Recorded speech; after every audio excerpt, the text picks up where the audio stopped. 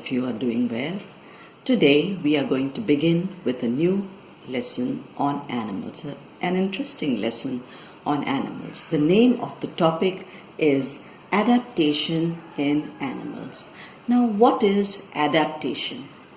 Animals have special features that allow them to live and survive in their natural surroundings, which are also called their habitats. Every animal has its habitat.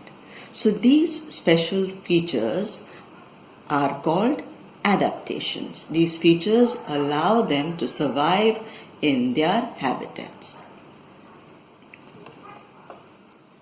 Now, again here, what is a habitat? The natural place where an animal lives and reproduces is called its habitat. Now you can see different kinds of habitats in this picture. There are animals that live on land, there are some that live in water, there are those that live in the air, there are animals that live in the desert. There are also animals that live in cold places. So, based on their habitat, these animals are classified into terrestrial, aquatic, amphibian, arboreal and aerial. Now, terrestrial comes from the word terra, which means land. So, terrestrial animals are animals that live on land. Aquatic animals are animals that live in water. Aqua is water. Amphibians are animals that can live in water as well as on land. Arboreal are animals that live on trees. They spend most of their time on trees. And aerial are animals that live or that spend most of their time in air. Now we are going to study each one of them. You can see in this picture there are terrestrial animals. All these animals are terrestrial. Some of them that you can see a horse, a lion, a tiger, there is a giraffe, there's the camel, there is the dog. All these are terrestrial animals. So what are the adaptations that these animals have? They have lungs for breathing. They breathe with the help of their lungs. They have a good sense of smell and hearing. They have a very sharp sense of smell. They can hear well and they are very good at hunting. Now, sense of smell is very important. It helps them to run away from danger. Also helps them to find food. Now we come to the camel. Let us see what adaptations the camel has. Let's see the special features the camel has that helps it survive in the desert. Now the camel has long eyelashes. These eyelashes help to prevent sand from entering its eyes. The camel can close its nostrils. This too prevents sand from entering its nostrils. The camel has a leathery mouth. It helps the camel feed on prickly plants found in the desert. The camel has padded feet. These padded feet help the camel to walk in the sand very easily. Camel has a hump. The hump stores fat. The camel uses this fat when it cannot find food. So all these adaptations help the camel survive in the desert. Now, there are many animals that live in the polar regions. Now, the polar regions are very cold. What are the adaptations that these animals have? They have thick fur that protects them from the severe cold. The polar bear, the yak, they have a body that is covered with fur. Now we have seals, walruses, penguins. These are found in the Antarctic. Again, a very cold place. These animals have a layer of fat below their skin called blubber. This helps them to keep warm. Now we come to aquatic animals. Animals that live in water. I have a picture here with aquatic animals. You can see a lot of fish. You can see whales, dolphins, seals, which are marine mammals. You can see lobsters, crabs, so many of them. What are the adaptations that these animals have? And aquatic animals have gills. There are some fish that have gills. Fish have gills. That the marine mammals can come to the surface of the water to breathe air, but they have the ability to hold their breath underwater. They can hold their breath for a long time underwater. This is about the marine mammals. Now, aquatic animals have fins or limbs adapted for swimming. There are some that have webbed feet. For example, the crocodile has got webbed feet that helps it to swim in water. Fish have fins that help them to swim in water. Turtles have flippers that help them to swim in water. Next we come to amphibians. Amphibians are animals that can live on land as well as in water. Frogs, salamanders, toads, newts are amphibians. When they are on land, they breathe with the help of lungs. When they are in water, they breathe through their moist skin. Amphibians lay eggs in water. They have webbed feet that help them to swim in water. Next we come to arboreal animals.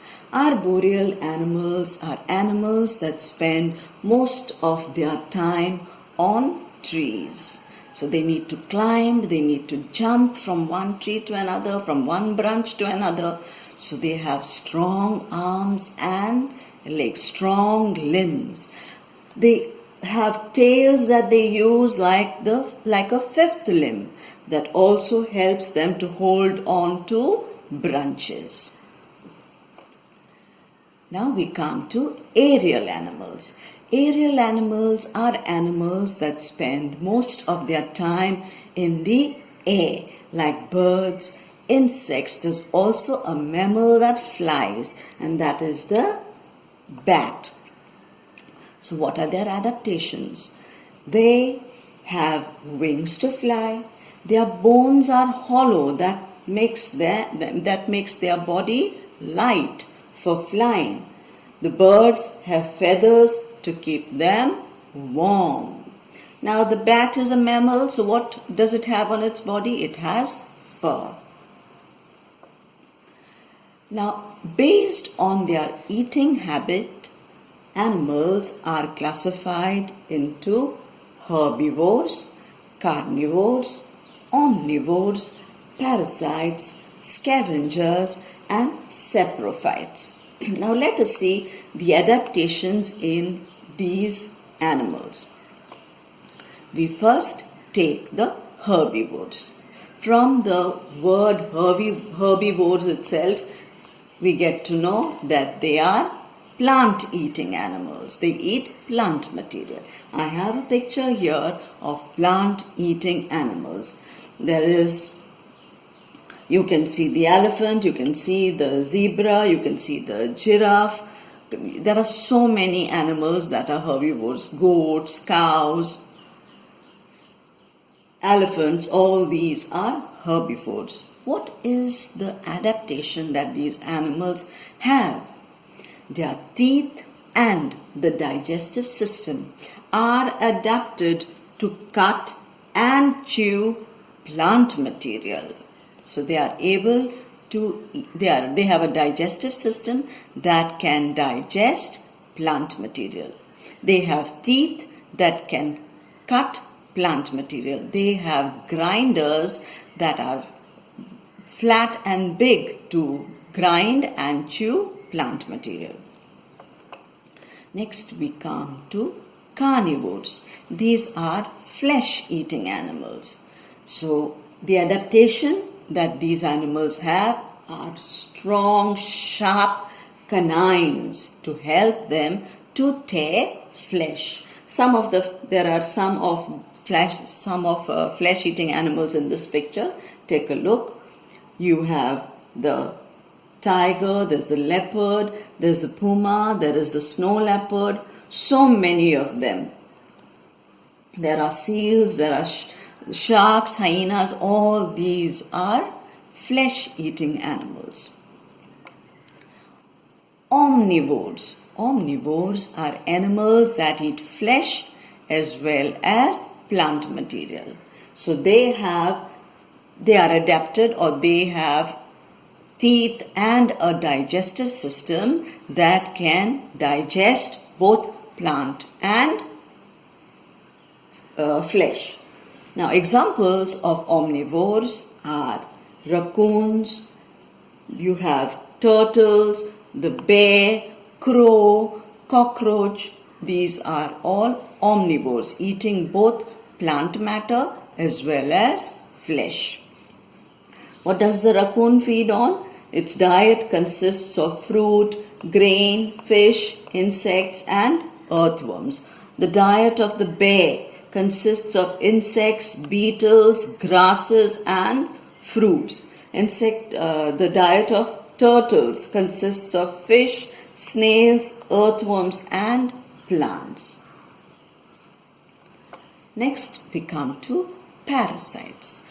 These are animals that live on the body or inside the body of other animals. Example, the mosquito. What does it live on? Blood. It bites you. Yes? So mosquito is a parasite. Leeches, parasites. Now here I have so many of them. There are fleas, there are ticks, there are threadworms, there are roundworms, there are tapeworms. These are all parasites. Some of them live in our intestines, like threadworms, then tapeworms. They live inside the intestines of humans and animals. Now those of you who have pets at home, you will see fleas on cats, ticks on dogs. So these are parasites. Next we come to saprophytes. What are saprophytes? Microorganisms, small organisms like bacteria and fungi that feed on something that is dead, something that is decaying, rotting, are called saprophytes. Mushroom is a saprophyte. Then when bread goes stale, usually you see it when you leave your tiffin in school for days, and then when you open the tiffin, what do you see? You see a mold on it. You see something white on it. That is a saprophyte. Next, we come to scavengers. Scavengers are animals that feed on dead bodies of other animals. They feed on carcasses. Examples are the jackal, then you have the hyena, the crow, the coyote, vultures. They can digest flesh that is rotten as well. Okay? Now, here are some features or some adaptations that animals have in order to protect themselves when they are in danger. Some animals stay in groups to protect themselves. They live in groups. Some animals have strong legs to run away from danger. Some have a hard shell to protect them from danger. Some have horns. Some have an ink sac. Some have features that help them to merge with the surroundings. Now let us see the examples. Animals living in groups. Which are the animals that live in groups? Elephants live in groups, ants live in groups, birds live in groups. These animals protect themselves by being in a group. Now here are animals that have strong legs to run away from danger. Deer, zebras, ostrich are some examples of animals that have strong legs to run away from danger. Animals with horns, deer, reindeers, then you have oxen, you have bulls. They use their horns to protect themselves. Animals that have shells or sharp scales to protect themselves from danger. You can see the tortoise here, it has a hard shell. When in danger, it goes inside the shell. Similarly with the snail. Here's a pangolin. What does it do when it senses danger? It just rolls itself up into a ball, and these scales are very sharp. Animals that have an ink sac are octopus, cuttlefish, squids. They have an ink sac. When they sense danger or when there is a predator around them, they release the ink that confuses the predator and helps them to run away from danger. Now camouflage. This is very interesting. What is camouflage? Camouflage is a feature that the animals have in order to merge with their surroundings. Here you can see a leaf insect. It looks just like a leaf. When this insect is among the leaves, it is very difficult to spot it. Here I have the polar bear, white in color, merges with its surroundings, merges with the snow around it. The stick insect looks just like a twig, like a stick. You have the chameleon. The chameleon can change its color depending on its surrounding. That is called camouflage, the ability to merge with its surroundings. Now we come to adaptation in behavior. Hibernation. There are animals like some lizards, snakes, frogs, bears. These animals cannot bear the severe cold in winter. So what these animals do is in summer they eat excess food, and then in winter they go into a deep sleep. This winter sleep of some animals is called hibernation. Next is estivation. There are animals that cannot bear the severe heat in summer. So these animals like the snail, crocodile, they go into a deep sleep in summer. That summer sleep is called estivation. Migration. Migration is moving from one place to another. Birds migrate from colder places to warmer places. They migrate in search of food. They migrate to escape the harsh weather conditions and to reproduce. The Arctic tern is a bird that does the longest migration from the Arctic to the Antarctic. Now that we have learned so much about animals, we also need to learn how to take care of these animals. How can we take good care of animals? We have to provide them with food and water. We must not tease animals, or we should not scare them with sudden sounds, nor expose them to firecrackers. we must give them a comfortable place to rest or to sleep in winter. We must give them a warm place, could be a rug to sleep on.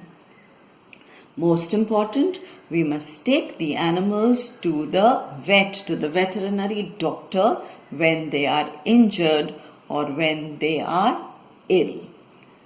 Children, I hope you have understood this lesson well. You can read the lesson in your textbook. Thank you.